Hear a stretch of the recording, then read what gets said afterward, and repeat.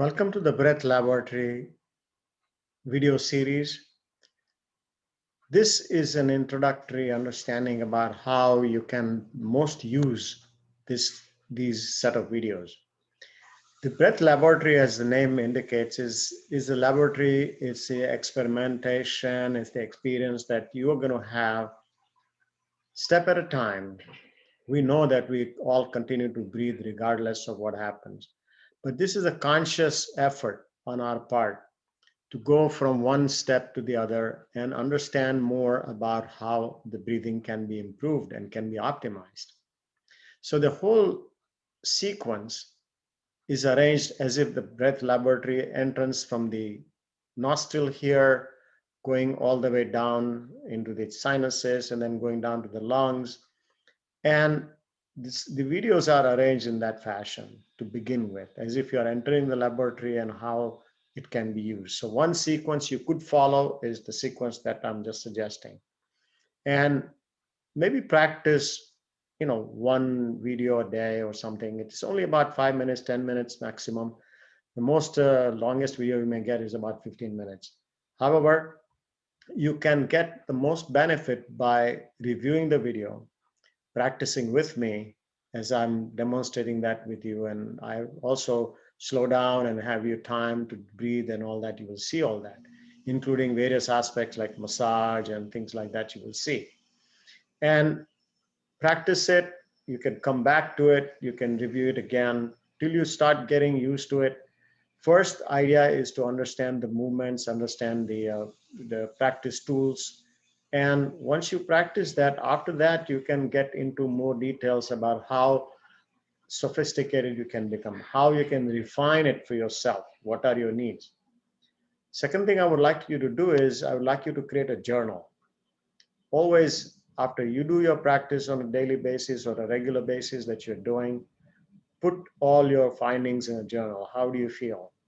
Also, make sure that you use your oximeter that you have. The oximeter is very helpful to use, as you know, to do the recording.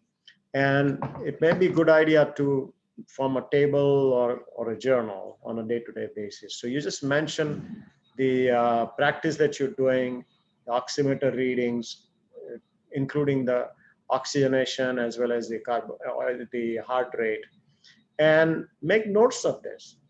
This journal and the notes will speak to you from various angles. And I have videos to explain to you all that, including what is happening with the heart rate, what's happening with the oxygenation. You will have videos specific to that area. So you can actually look it up. And there's an amount of information that is there with this whole series. But writing it and making sure that you're doing a regular exercises, regular practices is very essential. And the fact that you can go beyond the green zone into a yellow zone, stretch yourself a little bit to develop your resistancy, to resiliency, more of ability, the breath capacity can be increased, and so on and so forth. So all these things are possible. So one way to follow is which I've indicated. The second section you will see is a section where all the various practices are for oxygen advantage.